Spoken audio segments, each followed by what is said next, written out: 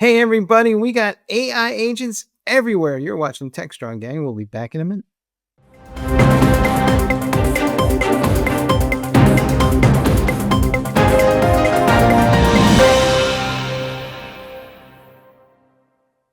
Welcome to the latest edition of the Techstrong gang. We once again have a global network of contributors on this show today, starting with me in the west of Ireland, as I am for the last week or so, and might be for the next few episodes. We'll see how far that goes. Hopefully, they will let me back in the country, but who knows these days. Anyway, our guests for today are way out on the West Coast. Let's get started there. Lisa Martin, how are you? Good to see you again, as always. Doing well. Good to see you too, Mike. I know we're cutting up against pub time for you. Yeah, there you go, man. We have our priorities. Come on. John Schwartz is not in his normal Northern California perch. He is down into Southern California. Do you need a passport to go from Northern to Southern California? It's a very different mindset. Well, having lived in Northern California, that it's basically California's two states. Lisa maybe can attest to this too. Oh, So yeah. Southern California and Northern California are totally different in terms of culture, people, everything, the way we look, the way we talk. So yes, I am in another land right now, but I do have my real ID, which helped expedite things. I can see an executive order in the future trying to sort that one out and see how it goes. Andi, man, good to see you. I believe you are in the great state of Colorado still, or are you traveling? I am absolutely in the great state of Colorado, the mighty Colorado. It's great to be here. Thank you, Mike. It's always great. Look, I would just like to get a decent taco in San Francisco. Can we do that? I don't know. Maybe it's beyond our Go to Burritos San in the Diego. Mission. Yeah, the Mission. Go to the Mission, or just San Diego. Yeah, go to the Mission, or heavens to, if you really can manage it, go to the East Bay. There's lots of good tacos in the East Bay. Always top tips here on the gang. There you go. And finally, Sulgana, how you doing? Good to see you. How is Ohio? What's the weather?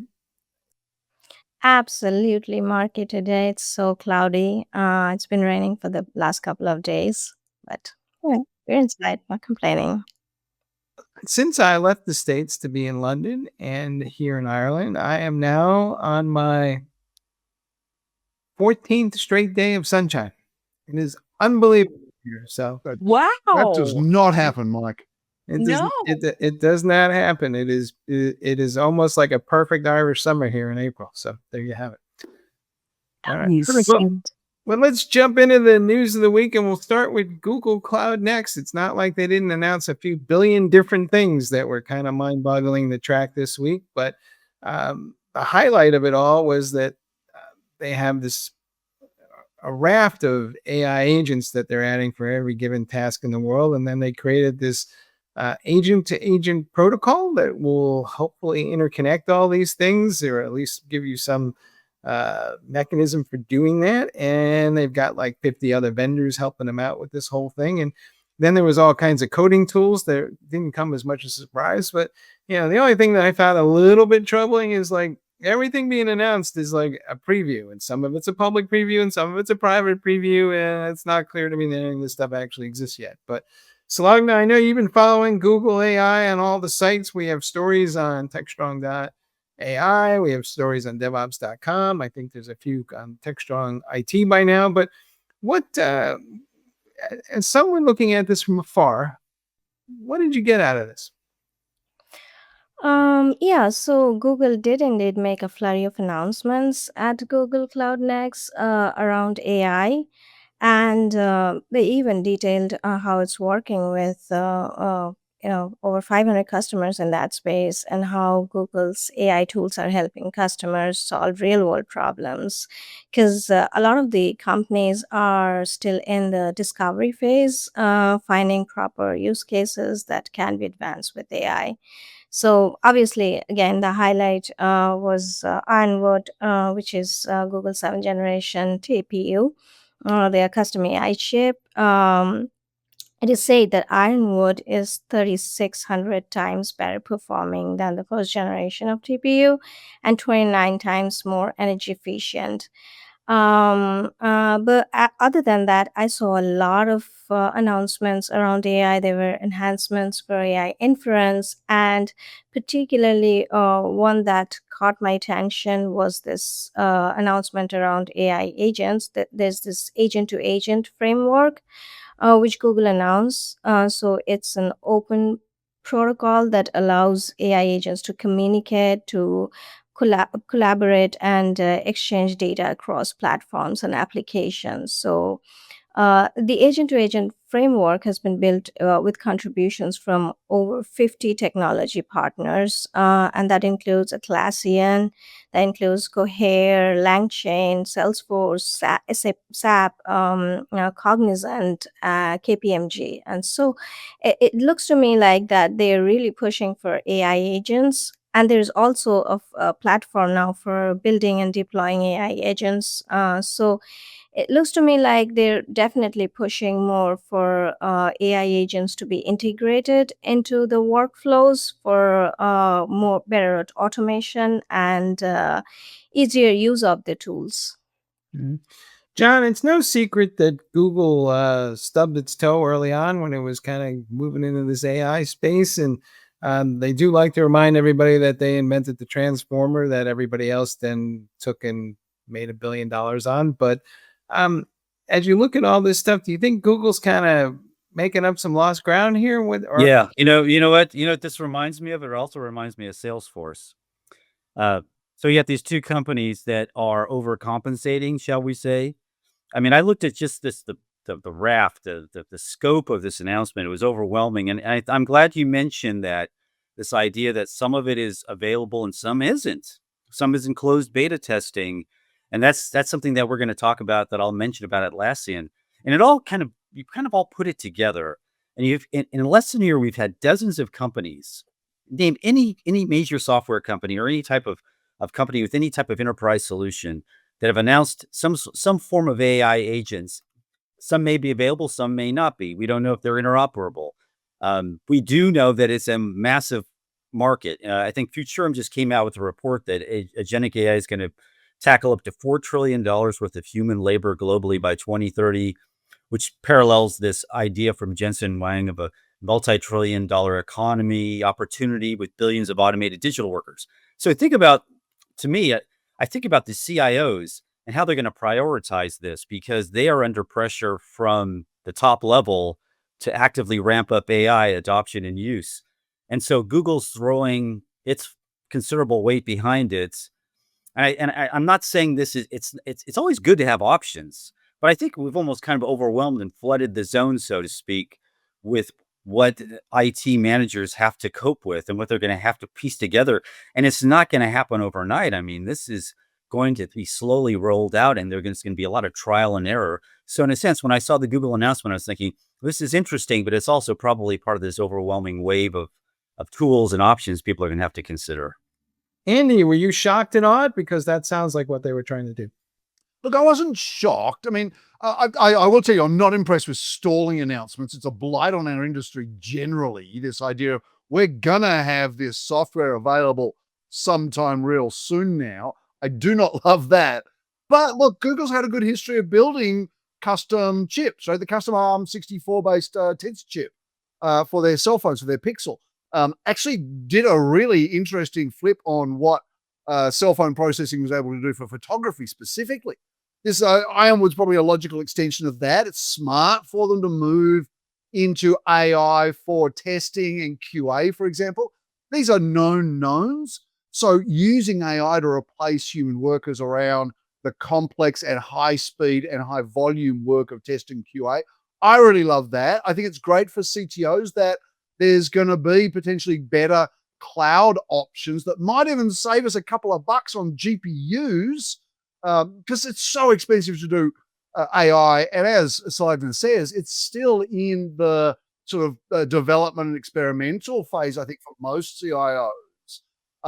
I do worry about agents talking to agents, and I actually feel like that's getting a little bit ahead of where CIOs really are. There's trust but verify desire within the CIOs I talk to right now, but I don't think they're ready to let agents go and talk to agents and just get work done independently like their human teams can do. So I wonder if they're getting too far ahead of the game. But look, you're absolutely right, John. They've got to get up there and talk about their multi-billion dollar, their billion-dollar investments. They've got to catch up essentially to OpenAI and others, but they're taking it through a new angle. And I really like where they're going. Mm-hmm. Lisa, back in the day, we used to have this phrase. It was called vaporware.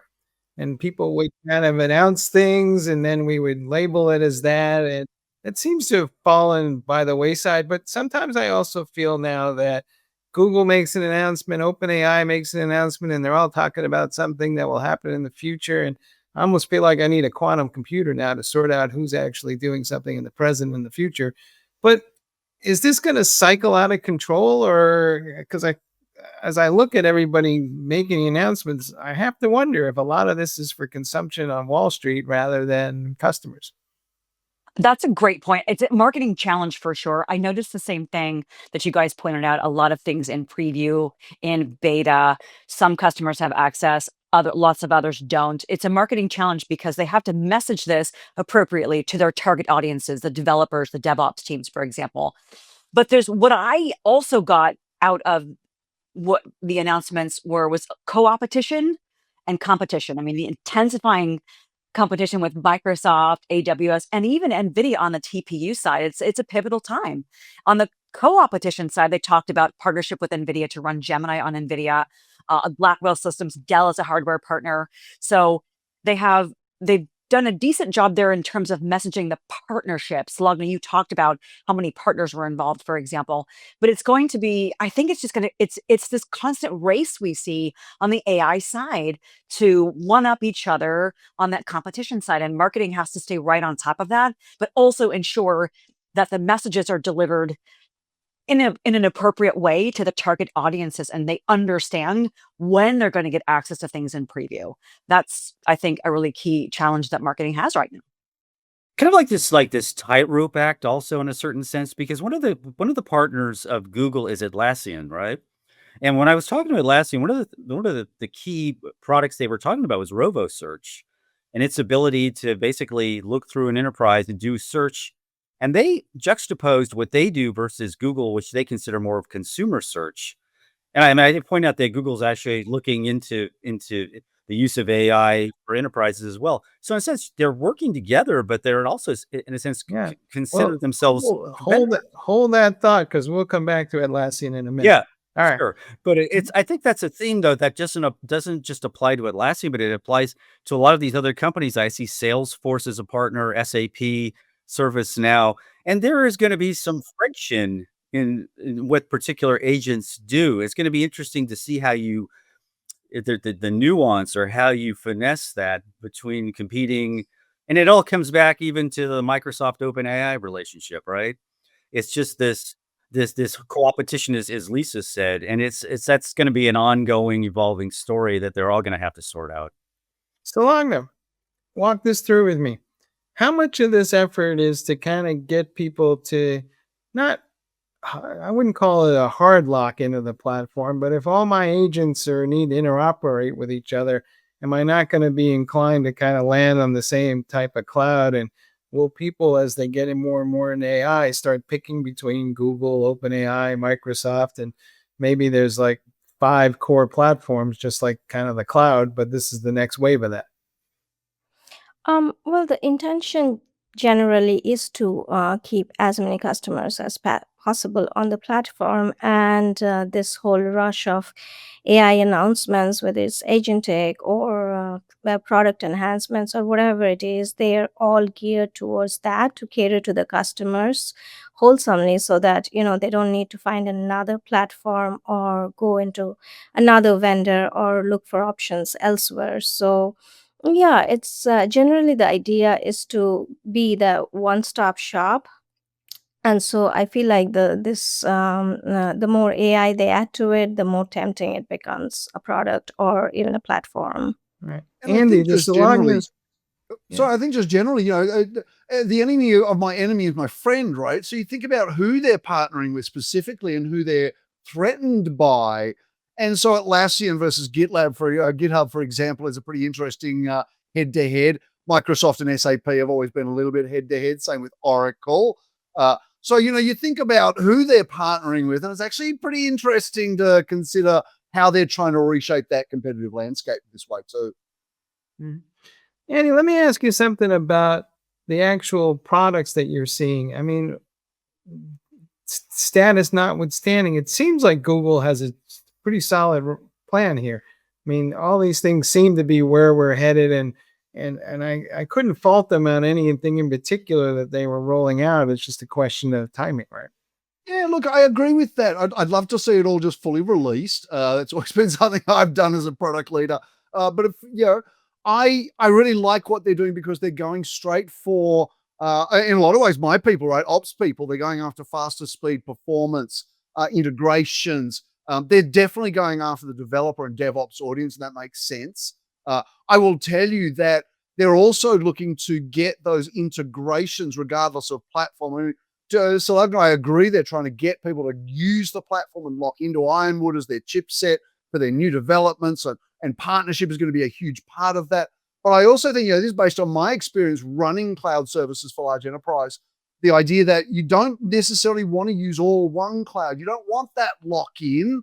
And so the idea of making the agent-to-agent conversation a lot easier means that even if I'm on Azure or AWS, and let's face it, most people are on AWS, and Google wants to catch up to that, and they can have capabilities out of Google that are unique, first and only, the key competitive areas you want to go to, while they're still using core services from AWS.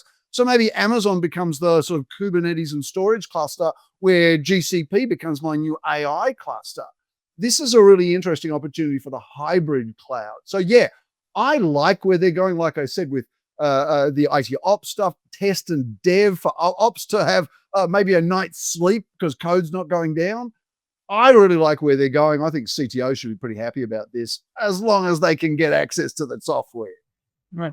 It was interesting to me that they were using a networking terminology for the agent, so it was kind of a protocol. And my read on it is that it'll work fine within a particular cloud, but I suspect there's going to be slightly different implementations on different clouds for the same capabilities. So we're going to need gateways between the different agent to agent protocols, and it will kind of play out in that way. And of course, a specification is one thing, and the way somebody implements it can be radically different. So I think there's an opportunity for, I don't know, Sulgana, you cover this space, but are agents becoming networking endpoints essentially? Yeah, in a way, you can say that. Because well, we have all seen in the past few months that agentic AI is really becoming the big deal, and companies are really trying to infuse it into literally everything because it makes the job a lot easier for a lot of across the team, really, whether it's networking or development or whatever that may be. So yes, absolutely, I'd say that there would come a point in time when AI agents would be able to substitute for a lot of the things for the road jobs that we have been doing, and that's taking away a lot of the bandwidth from people, whether it's developers or networking people or security people. So we'll see a push towards that more and more. The other thing that struck me, and Lisa, I'd love your opinion on this, is if you look at what they were describing, they were like trying to unify everything ops, right? So basically, they were saying that this platform will eventually lead to the unification of DevOps, FinOps, IT ops, and anything involved with ops.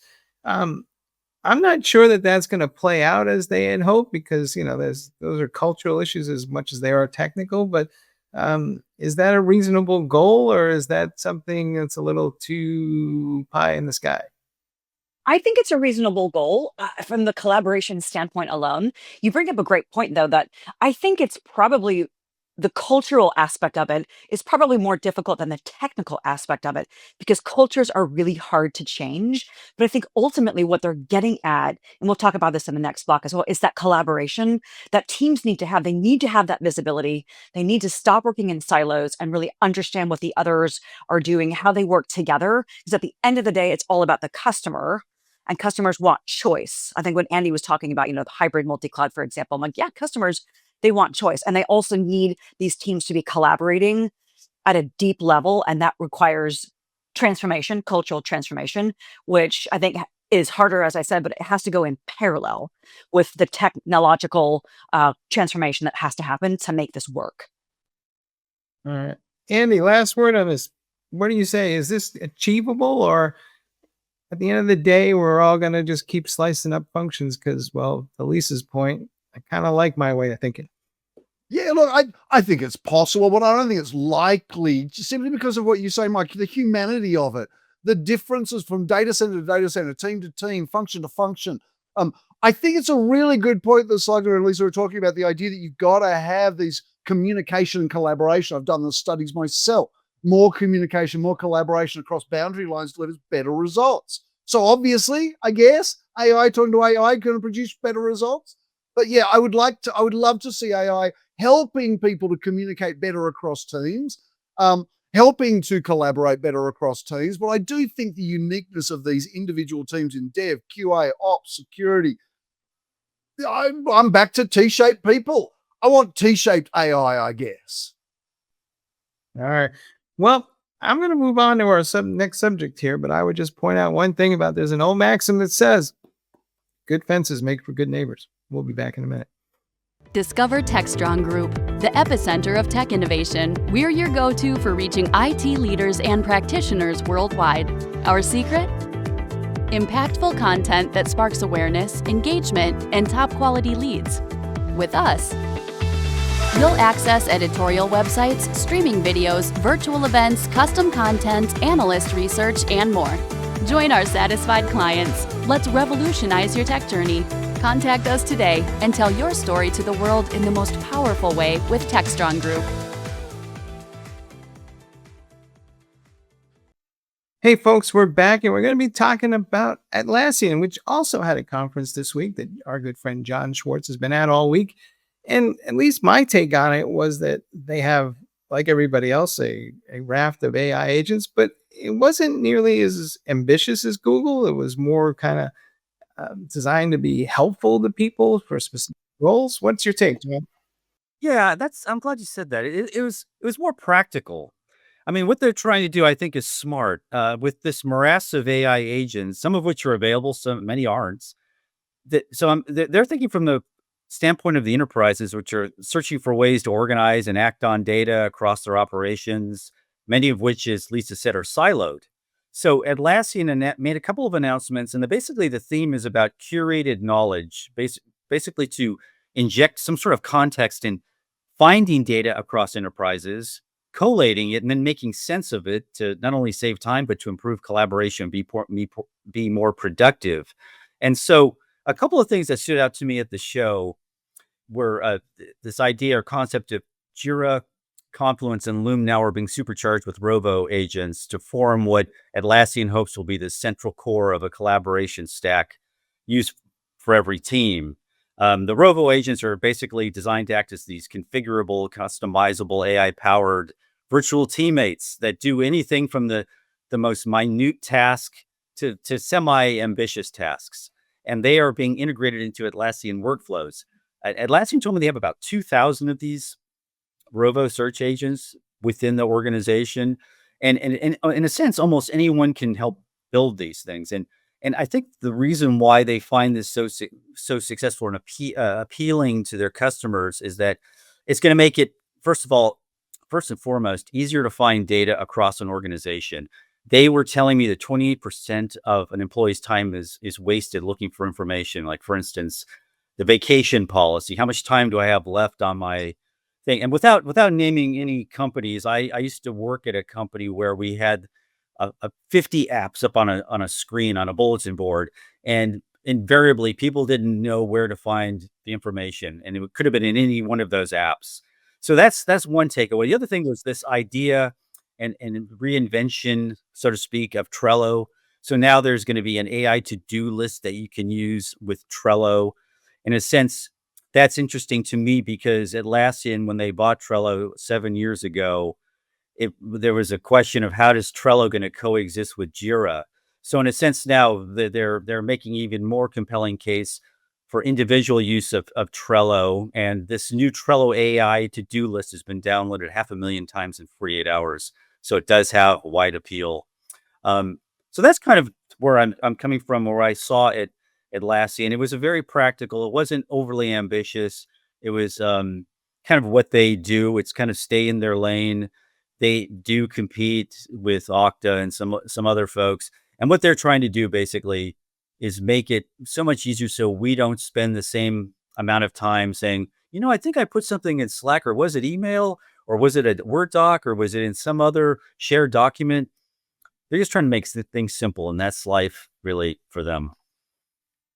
I kind of like that approach because it almost feels like it enables the end user to embrace this from the bottom up, as opposed to maybe a set of top down kind of mandates that some CTO is going to put in place. And you got any thoughts? Bottom up, top down? What's the better way to go? Yeah, look, I really like this. Agentic AI clearly is the new hotness, especially in the CRM and ITSM space. Look at the competitive pressure again on Atlassian, right? Think about ServiceNow's investment in Yokohama. Talking about, press releases talk about $1 billion. Reminds me of the $1 billion entry fee to cloud many years ago. And then there was the acquisition ServiceNow of Logic.ai, right, for CPQ. This is also an interesting dig at some of the doc and search vendors, right? So I'm thinking not just Google, but also maybe Elastic. But I like it because the arc of innovation tends to be from general purpose to specific purpose. And this is Atlassian sort of speed running that arc, where everyone else is going after generic, general purpose agentic AI. And Google's announcements very much lean into that. Atlassian is going for use case specific stuff that's going to help its people, its personas with their use cases. Right. So I really like that it makes it functional and useful. I will say that the past experience of Atlassian products, you talked about Trello there, John. The integration has not been stellar. And now they're talking about putting a shim or a layer on top of this that's AI based to do essentially some cross product integration for them. Now that's an interesting idea, and I'd love to see how that plays out. I'd love to see them spending a little bit more time on actually functionally integrating UI especially. But the fact that they're going after these use case specific capabilities with their agentic AI across their platform, I really like that. CTOs should be pretty happy. Like Sulgana says, saving time every single day on what people are doing. This, Mike, you mentioned that the bottom up approach. That's interesting that you say that, because one of the reasons I'm here is we're doing a bunch of video interviews with folks from Atlassian as well as some of their customers.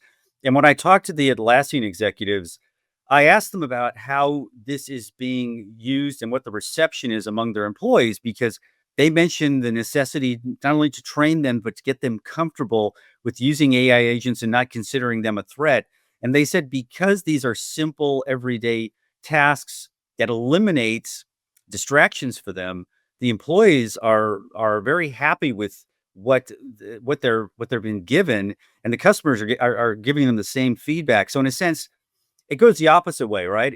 You're right, the bottom up approach versus this narrative that we keep coming across, where we're hearing about the CEOs dictating and mandating you must adopt AI as fast as possible across all operations, which is intimidating.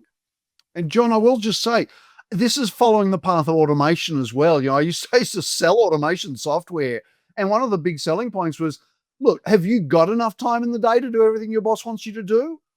Do you have not enough project work to do? Would you like a little help on the boring, routine, mundane stuff that is easily accomplished so you can spare time for creativity, innovation, human nature? And it's following the same arc. And you're exactly right, John. This gets the people using it to be comfortable with it, because honestly, it's actually helping them. Mm-hmm. Exactly. That's the takeaway.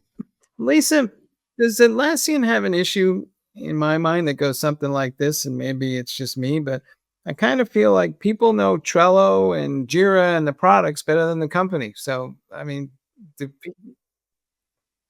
I thought the message actually was well delivered this time. If we compare it to Google Cloud Next, so much to overwhelming, but Atlassian's done a good job here of really being very upbeat about the potential for the products, and they're calling them out specifically. We've got Jira, we've got Loom, we've got Confluence, for example, and people know and are familiar with those. But what they're aiming to do for their personas, and I'm glad that you had the chance, John, to talk to some of their customers, because that's always so valuable, is they want to make workplaces better. And they want to bring in the Rovo AI agents in particular that could lead to a point where meetings are much more efficient or don't need to happen, or I can find things. Like, for example, when a team starts a meeting with Loom, the AI agent joins, is invited. And then seconds after people hang up, it's distilling all the information into a summary, action items. So the teams are well informed of what was communicated, who needs to do what. I think they could do a better job of kind of up leveling the message to an Atlassian story perspective and show how they're integrating these technologies that they're buying so that the work is really seamless. And they talk about, we want meetings to be much better. So I think that message could be up leveled. But I think overall, what I got the sense from this announcement or this event that I read about was they were really upbeat about the potential to make workplaces a lot better. And who doesn't want that? Mhm. Can I mention wonder, something though. can I mention, Mike, something that Sure. is kind of funny about so I asked them why I said to them, literally every AI announcement from a company now is in Las Vegas. It's almost become a cliche. They actually were doing their events in Las Vegas until this year and decided to do it in Anaheim. Maybe perhaps they saw the timing and they saw they were going to go up against Google, but they're trying to break themselves a little bit out of the box. And another thing when Lisa mentions about the marketing of the company, it's funny because when they introduce you to their executives, they introduce you to them by their title, but they don't mention the name of the company, which is kind of almost like a culture thing. I rarely run across that. So I had to reiterate to each person, it's like, you work for Atlassian, is that correct? Because your name is not that the company name is not associated with you. Here's the Rovo person, here's the Trello person, here's the Jira person. Andi, they're Australian, so is this an Australian thing or is it just an Atlassian thing? Look, I will tell you, Australians don't like to blow around trumpets too much. We have a whole thing in Australia. We call it tall poppy syndrome. If the poppy grows too high, you cut off the top, right? So there's a thing in Australia, tall poppy syndrome. So you don't want to necessarily show off and big mouth yourself. And so it is actually maybe a little bit cultural in terms of the Australian aspect to how you promote your business yourself or something like that. They're proud of their products and they should be. They're great products. Atlassian itself as the larger entity is maybe not as important to them individually and to their customers. This comes back to the ideas that I was talking about integration as well. And Lisa, I love that you bring this up. But getting them all to work together and being part of one platform, what are Trello versus Jira versus Confluence, but these are also separate objects in their minds, clearly. And so maybe we're seeing a little bit of Conway's law here as well, right? The external view of products is reflecting the internal organizational structure. But yeah, I think maybe it is a bit of an Australian thing that they don't want to sort of stick their head above the parapet and maybe get it shot off. And I love the fact that they're making a Rovo available to customers across all plans like standard, medium, enterprise, cloud, wherever. So this is definitely that bottom up approach. So yeah, I think that this will definitely help integrate agentic AI and in this case Rovo search or chat or studio wherever all into the workflow, which is amazing, instead of just slapping it on as an add-on, which often comes as an instruction from the top level. I do think, though, it's becoming apparent that there will be a handful of agents that I engage with that will then hand off tasks to other agents, which, Lisa, will create something of a branding challenge for vendors who are on the back end of that process. So, is the front end going to be owned by a small number of agents that are kind of Uber agents and everything else is kind of sitting on the back somewhere? That's a conundrum, I think, that is an unknown right now in terms of how that's gonna be handled, who's gonna have naming rights, brand power, that sort of thing. At the end of the day, what they need to be delivering is a solution. So to your point about culture and about, the Trello person, the Jira person, the Confluence person, they need to be delivering a solution message to their customers to explain all of the things that they're enabling them to do. And the agents, I think, should be um, horizontal, but not at the forefront from a customer perspective. They shouldn't necessarily need to know whose agent is working with who's handing off. It just needs to work seamlessly for the customer for cultural transformation within an organization to actually be able to use these tools to collaborate better, to make meetings and workspaces better. All right. Well, folks, we'll see how this all plays out, but you can imagine that almost every week that goes by, somebody's going to be launching a new AI agent, and it's probably going to, at some point, be a little overwhelming. We'll be back in a minute. SecurityBoulevard.com is the leading resource for news, analysis, and education on challenges facing the cybersecurity industry. SecurityBoulevard.com covers all aspects of cybersecurity, including data security, DevSecOps, cloud security, application security, network security, security threats, and more. SecurityBoulevard.com has the largest selection of security content, featuring breaking news, blog posts, podcasts, and more. Visit www.securityboulevard.com to learn more. SecurityBoulevard.com, home of Security Bloggers Network. Hey, folks, we're back with the C Block, and we're going to change gears a little bit, but it's a topic we've been tracking, and now the City of Baltimore is suing DraftKings and one other gambling site. And the issue is that the city, at least, alleges that they have tuned their algorithm in a way that encourages people with addictions to gamble more. And we've talked about this in the context of social media platforms that also have gamed their algorithms to keep you addicted. But arguably, there's no harm in the fact that you just wasted half your day scrolling through various Facebook posts, but gambling might be a different issue here. So, Lisa, is there a nuance here where that we need to kind of think through, these algorithms that we have created that are deliberately addictive? Yeah. So Baltimore, as you mentioned, is suing DraftKings, and FanDuel is the other one for allegedly preying on customers. So a lawsuit was filed just about a week ago by the city of Baltimore, alleging that these companies, these sports books, are really singling out customers with gambling problems, luring them deeper into debt with deception. So the challenge customers have is because every time we sign a legal waiver, right, there's so nobody reads through it. So customers are signing this when they're setting up online accounts, and individuals can't go after sports books. They can't even join class action lawsuits, but municipalities can, which is how Baltimore is able to do this. Um, it's a it, the algorithmic tuning though is that's a I don't even know what the right word is. It's wrong in my opinion because they're trying to get folks in the door with the promise of bonus bets or other promotions designed to get these people who are repeat gamblers who probably have addiction issues to do it. And they're doing things like, oh, here's a $150 bonus bet if you're a new customer, but you got to use it within 7 days. So they're really working hard to get these folks in and committed. And so it's unfortunate that what they're doing through these algorithms is they're trying to maximize customer lifetime value at the expense of someone's humanity.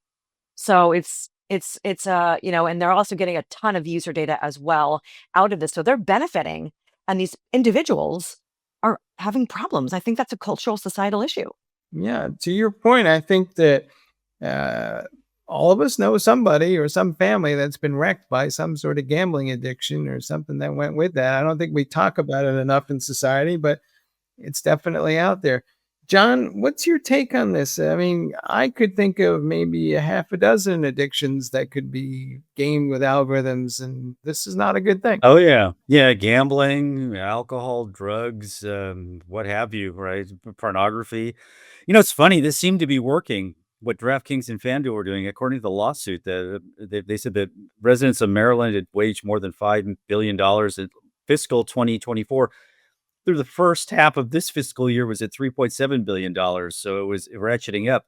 But in terms of this gambling issue, it was inevitable. I mean, anyone who watches the sporting events, this is where the major sports leagues are going. They are advertising whole hog and embracing gambling. They do have a disclaimer. If you look at the very bottom of the screen and freeze your television screen and then read it, if you have the patience or the eyesight to do so, that warns you of all the problems. And there's kind of a voiceover. Oh, if you have a gambling problem, here's a phone number to call.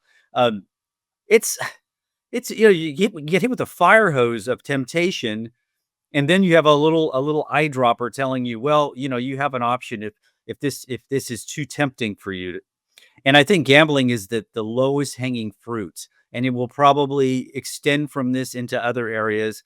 And I'm afraid that not just gambling, but social media, we're going to start seeing probably some monetization. And I don't mean to be cryptic or sinister, but we're going to see some sort of monetization into vices. I mean, it does work. Yeah.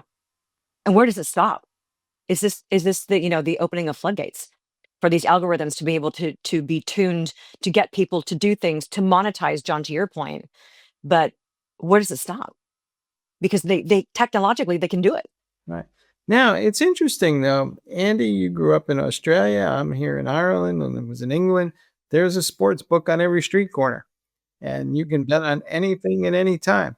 Yeah, if you want to see where America's going, have a look at where Australia is, where UK is, right? We cleared out our all the places where bands would play gigs in hotels, in pubs and stuff. Now it's all poker machines, and there's advertising on television constantly. Mobile ads targeting problem gamblers. They're even targeting children in Australia. They've had to introduce legislation so that the gambling sites are not deliberately pumping ads at children, because if you just use AI and machine learning, you'll understand that children are incredibly swayable, and your algorithm will continue to churn on kids gambling. So if you want to know where America's going, look at where Australia is right now. I think this is going to be an interesting test, to your point, Lisa, around EULAs, how enforceable they are. Do people really have the ability to assent or not? I think it also sort of challenges, John, the idea of of fiduciary responsibility.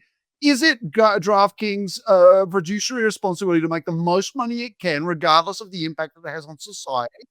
Maybe it is. I'm not particularly a fan of that aspect of fiduciary responsibility, but that's what people think. So I get it. And Lisa, gambling is so addictive. It is. I studied this in psychology. It's taken me back to my university days. It is the perfect addiction vector. It is random reward. You think of Pavlov's dogs and all these. Random reward is like literally the best training mechanism for humans, for mammals generally. And algos have proven to be toxic. You mentioned social media, John. Think about things like Cambridge Analytica. Think about the Wall Street flash crash as alternative examples of where algos have gone rogue. I actually think it's a really fair role of government to test where we want to put our limits as a society. Look, there is legislation, and I know I've read the article that says that there are some introduction of minimum federal standards. Look, I'd like it if they were being introduced by people who understood that the internet is not just a series of tubes. I'd love for our legislators to actually get ahead of technology for once. But maybe this is where we need to be. It's funny, like you look at all these organizations or bodies, like the major sports leagues were always dead set against gambling. Oh, it's going to impinge on the integrity of the league. Or you even up until the mid 90s, you had all this big movement by the Senate to block online gambling, offshore online gambling. And now it's just being embraced because of the money that can be made in the instant gratification. It's just this whole kind of culture's flipped, from this is evil to bring it on. Pete Rose. Look what happened to Pete Rose. Yeah. And I'll tell you, gambling addiction is not just for the people gambling. The government revenue streams, that's very addictive in Australia. That's one of the problems. It's super hard to get rid of gambling because the governments are addicted to the taxation revenue. It is true. I have a friend of mine who used to live on offshore for 6 months of the year off of Costa Rica. So he was helping to drive a gambling operation, which he sorely misses these days, to be honest. Thinking about this for a minute, Lisa, though, at what point will somebody file a lawsuit that says MLB, NBA, NHL are all complicit in this? Then this whole thing will just kind of expand. That's a great point about them being complicit because they are. I mentioned Pete Rose a minute ago, and that was a huge debacle, and he was prevented from ever getting into the Hall of Fame, and he finally admitted it years later. But it also goes to Andy's point, like the governments are addicted to the taxation and the revenue that they're getting. So are the leagues. I think they absolutely are. I think it'll be interesting to see the impact of the lawsuit filed by the City of Baltimore, because obviously that's a municipality against two major sports books. But I think all of the sports are complicit. And every time I go to Vegas, I forget which one. I forget which one Jamie Foxx plugs, and you see it everywhere. Constant. MGM, was it Bets? That's right. MGM. Yes. And so I think that the leagues are so powerful that addiction to the revenue that they're getting is, I don't see them being helpful in preventing this manipulation. I see them being just what you said, complicit, and fine with it. I don't think we have a situation where we're going to ban gambling. In fact, it'll just go underground anyway. But I think there's a fine line between allowing gambling and then using algorithms to take advantage of people's psychological conditions to basically fleece them, right? Absolutely. That needs to be controlled because it's mass manipulation right now. And it's out of control because it's everywhere. All right, folks. Yeah. Go ahead, John. Oh no, I'm going to be very sensitive about this, but we have a family friend whose son was heavily into gambling. He ended up going to prison on 2 different occasions.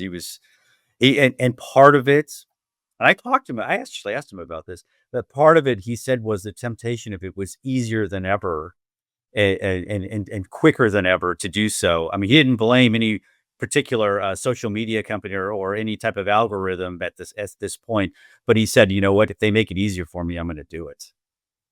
There you go. Well, folks, I think the most important thing is pay attention to those algorithms. They are mathematical use cases of manipulation at their core, and they are being applied to you everywhere, not just in gambling. So think twice when you try to figure out who exactly is trying to manipulate you and why. Hey, I want to thank everybody for sharing their insights today. As always, you guys were awesome.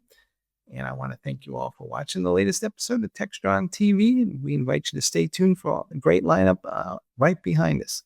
We'll see you next time.